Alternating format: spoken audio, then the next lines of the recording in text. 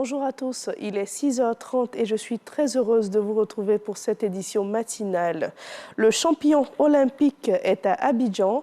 Cissé Cheikh Salah, médaillé de bronze au taekwondo aux Jeux olympiques de Paris 2024, est arrivé hier en soirée. À son arrivée, il a reçu les félicitations des populations sorties massivement pour l'accueillir à l'aéroport Félix Houphouët-Boigny de Port-Bouët.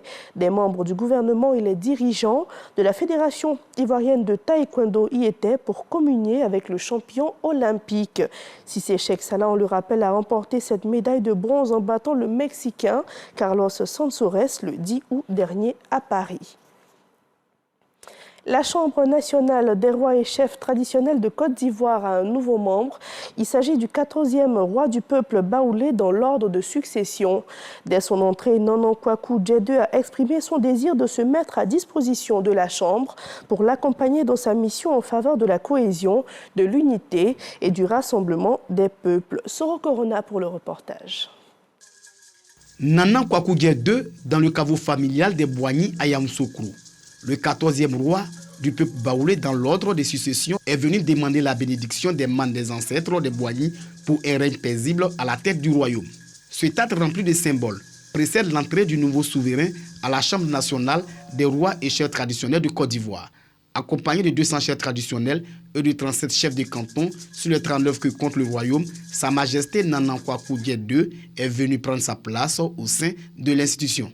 Aujourd'hui, Sa Majesté Nanan Kwaku Djedeu, 14e roi du royaume baoulé, se tient à la disposition de la Chambre pour implémenter les politiques de cohésion sociale, de brassage, d'entente, de paix, n'est-ce pas, qui sont véhiculées sous la gouvernance de son Excellence M. Alassane Ouattara. Sa Majesté Amonta Noé exprime sa joie de recevoir le roi des Baoulés avant d'exhorter les Ivoiriens au respect des us et coutumes pour une paix durable. Pour nous, qui sommes tenus de respecter les us et coutumes, nous l'avons dit et nous le répétons encore une fois, quand il s'agit des questions relatives à la dévolution du trône royal, c'est la cour royale qui est en tête pour traiter ces questions et personne d'autre.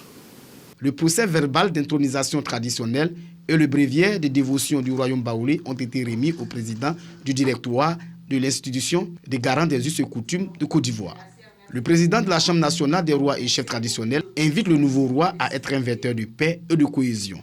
Faire en sorte de consolider la cohésion sociale et œuvrer à une paix durable pour l'ensemble du royaume et pour l'ensemble de notre pays, de la Côte d'Ivoire. Nanan Kwaku Djedeu a été intronisé roi du peuple baoulé le 17 juin 2024. Le royaume baoulé s'étend sur cette région administrative de la Côte d'Ivoire. Dans le but de renforcer les capacités pédagogiques des apprenants en Côte d'Ivoire, l'UNICEF a offert un véhicule aux unités mobiles de formation. Ce don a été réceptionné par le ministre de l'Enseignement technique, de la formation professionnelle et de l'apprentissage, Kofi Nguessan. Jean-Marc Djadji. Un véhicule pour unité mobile de formation est désormais mis à disposition des élèves issus des filières techniques. Un don du Fonds des Nations Unies pour l'enfance, UNICEF, en collaboration avec le projet COICA. Ce bus est équipé de 7 postes de travail fixes, d'un poste formateur et d'un système de projection sur écran vidéo pouvant accueillir 14 apprenants. À travers ce projet, nous voulons informer les élèves qui ont abandonné les études qu'il y a une opportunité offerte par le gouvernement ivoirien et ses partenaires. Et donc, ils peuvent saisir cette opportunité pour continuer leur éducation.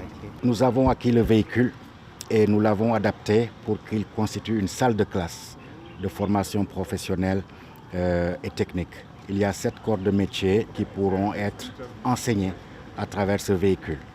Il y a des bancs qui l'accompagnent, en plus du matériel qui permettront aux élèves de pouvoir suivre des formations rapides et des formations diplômantes. L'objectif de ce projet innovant vise à rapprocher l'offre de formation des jeunes et à diversifier les opportunités d'apprentissage pour les adolescents. Notre pays doit se développer davantage et surtout d'inspirer confiance, de faire en sorte que les jeunes aujourd'hui puissent apprendre le métier parce que le métier sera le passeport de demain.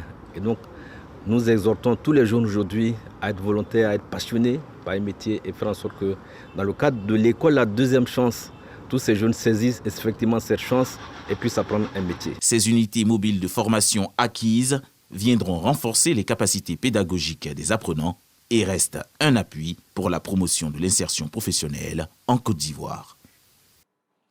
Et on prend la direction de la ville historique de Grand-Bassam. Des experts dans le domaine des mines sont en pleine séance de travail sur le projet Horizon d'Or 2025. L'objectif de ces travaux, c'est d'améliorer les performances opérationnelles et financières de la SODEMI. On voit tout cela avec Lancine Bakayoko. Ce plan stratégique de la Société pour le développement minier en Côte d'Ivoire, SODEMI, baptisé Horizon d'Or 2025, est adossé à un contrat de performance structuré autour d'une demi-douzaine d'axes clés. En un, intensifier l'exploration pour créer la valeur, développer les mines semi-industrielles en deux et animer les chantiers écoles. En trois, transformer les produits des mines. En quatre, valoriser les potentialités afin de générer des revenus additionnels significatifs. En cinq, optimiser le management afin d'assurer un pilotage efficient des activités. Dans la perspective de l'accroissement des taux de transformation du potentiel minier ivoirien, plusieurs actions et projets prioritaires font déjà l'objet d'activités intensives. Ce sont l'accréditation de laboratoire, la construction des usines d'affinage d'or, la formation des artisans miniers des chantiers écoles, la création de la filiale pour l'exploitation semi-industrielle, l'intensification de l'exploration à travers les projets de phosphate à Boïda, diamant à Séguéla, diamant or à Tortilla, lithium molybdène terre rare à Bundiali, le lithium, le coltan de Sakassou, l'étain et la grovronite de Guiglo, le nickel et le cobalt à Kaniassou. Malgré ces bonnes dispositions, la mise en œuvre du plan stratégique est confrontée à diverses problématiques majeures. On peut citer entre autres le retard dans la création d'une filiale en charge de l'exploitation semi-industrielle, une niche pour des ressources financières additionnelles. Au plan environnemental, il convient également de clarifier l'implication de la société d'État dans le processus de lutte contre l'orpaillage illégal. Avec toutes les découvertes qui sont en train d'être faites dans le secteur minier, le chef de l'État veut faire aujourd'hui du secteur minier le pilier de l'économie ivoirienne. La SODEMI est un acteur principal pour la mise en œuvre de cette vision. L'objectif du gouvernement est de porter la contribution du secteur minier à 6% du PIB en 2025. Ici à Abidjan, le Presse Club de l'Union nationale des journalistes de Côte d'Ivoire a reçu comme invité le président du Conseil national de l'Ordre des architectes. Parmi les sujets abordés figure la recrudescence des effondrements d'immeubles et l'importance de faire appel à un architecte pour tout projet de construction. On en sait plus avec Serge Prekomdidi et Khalil Diomandé. L'épineux phénomène des effondrements d'immeubles à Abidjan au centre des réflexions lors de ce club presse de l'Union nationale des journalistes de Côte d'Ivoire. Ces hommes et femmes de médias veulent éclairer leur lanterne et celle du grand public sur ce fléau qui continue de causer d'importants dégâts matériels et des pertes en vie humaine. D'où ces échanges avec le Conseil national de l'Ordre des architectes de Côte d'Ivoire. L'un des sujets d'actualité et d'acuité, si je peux m'exprimer ainsi, c'est bien entendu les effondrements des immeubles à Abidjan. Il était important pour nous d'inviter le président de l'Ordre des architectes pour essayer de nous éclairer sur certains points. Pourquoi il y a beaucoup d'effondrements d'immeubles à Abidjan? Qu'est-ce qu'il faut faire? Qu'est-ce qui n'a pas marché? Et quelles sont les mesures qu'il faut prendre pour que ce phénomène qui endeuille beaucoup de familles puisse prendre fin? Tout projet de construction doit être réalisé sous les conseils avisés d'un architecte, au dire de Joseph Hamon, président du Conseil national de l'Ordre des architectes de Côte d'Ivoire. Ce recours à l'expertise garantit la qualité, la durabilité et l'esthétique des bâtiments. Le conseil de l'architecte est gratuit. Venir demander à un architecte une information quelconque sur le projet est gratuit. Et l'architecte va pouvoir vous donner toutes les informations, aussi bien sur sa mission mais également sur tous ceux qui vont intervenir. Et vous mettrez également en garde contre tous ceux qui prétendent pouvoir vous accompagner, mais qui en réalité le feront très mal. Joseph Hamon précise également que la construction relève de la compétence des architectes. Il rassure que des sanctions sont prises contre les contrevenants à l'éthique de la profession et ceux qui délivrent des permis de construire non conformes à la loi. Et le groupe RTI vient de remporter un nouveau prix. C'était lors de la 3e édition des Awards de la presse numérique. Il s'agit du prix du meilleur média digitalisé. La cérémonie s'est tenue ici à Abidjan. Elle a permis de mettre en lumière les acteurs les plus innovants et performants dans le domaine numérique en Côte d'Ivoire. Une distinction qui témoigne de l'engagement constant de la Maison Bleue à offrir un contenu de qualité adapté aux nouvelles tendances de consommation des médias. 0 enfant en situation de rue, tel est l'objectif visé par le ministère en charge de la femme, de la famille et de l'enfant. Quelques mois après avoir sorti certains d'entre eux de la rue, la ministre Nassénéba Touré s'est rendue dans les communes d'Atekoubé et de Yopougon. Une visite pour s'enquérir des progrès réalisés par ces derniers. On le rappelle, certains sont retournés dans leur famille, d'autres placés en famille d'accueil ou encore dans des centres de formation socio-professionnelle. Constant Kokora et Khalil Diomandé. Après le lancement de l'opération Zéro enfant en situation de rue dans le district d'Abidjan, la ministre de la Femme, de la Famille et de l'Enfant décide de s'enquérir des nouvelles de ces enfants touchés par l'opération. Première escale, à Tekoubé, où nous retrouvons Meignan Didier, 17 ans, en classe de terminale. Il a regagné le domicile familial il y a environ 9 mois. Bon, présentement, il a progressé, il a changé. Il n'y a plus les mauvaises fréquentations qu'il avait avant. Après Atekoubé, cap sur le quartier de Mikaou à Yopougon. Ici, le petit Inza nous reçoit dans un atelier de bénisterie qu'il a intégré depuis son retrait de la rue. Bon, le début qu'il est venu, c'était pas facile. Il n'avait pas la main. C'est à fur et à mesure qu'il vient, on le monte un peu. C'est que si ça commence à aller un peu. À toutes ces étapes, Nassénéba Touré est venu les bras chargés de vivres et de kits scolaires. Aussi dans un centre de réinsertion socio-professionnelle et d'apprentissage à Yopougon, où sont formés 30 enfants sortis des rues. Aujourd'hui, nous sommes fiers parce que nous avons rencontré des enfants réunifiés avec leurs familles, dans certains cas. Nous avons retrouvé d'autres enfants accueillis dans des familles d'accueil autorisées par décret.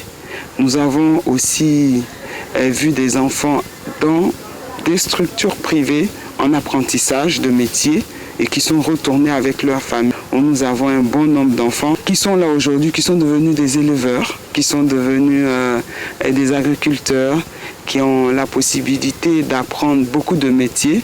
Ce centre s'est illustré en centre d'incubation. À ce jour, ce sont 552 enfants qui ont été retirés des rues.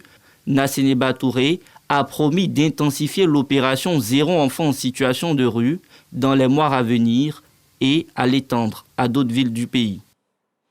Dans cette édition, on vous propose de faire un petit tour en France.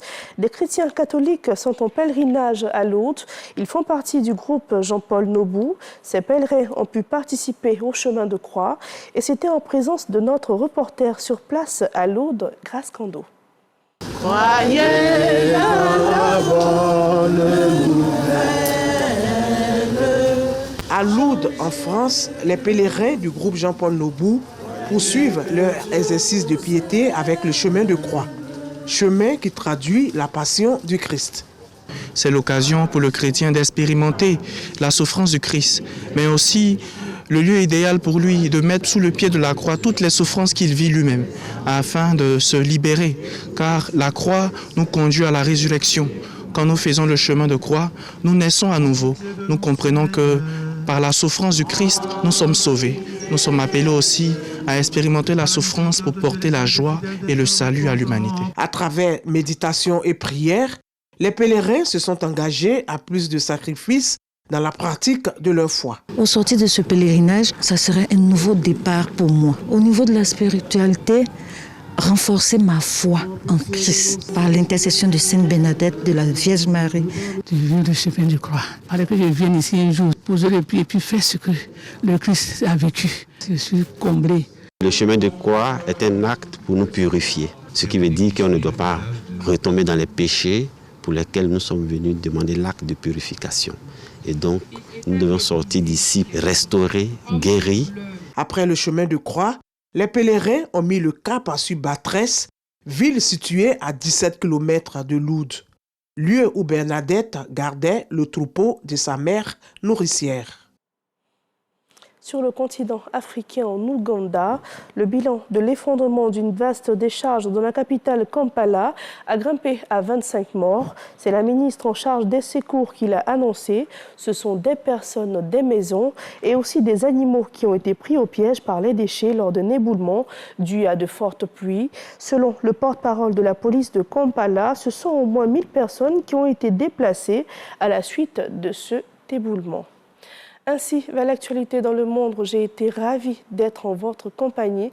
Merci de nous avoir suivis et l'information revient à 10h sur RTI 1.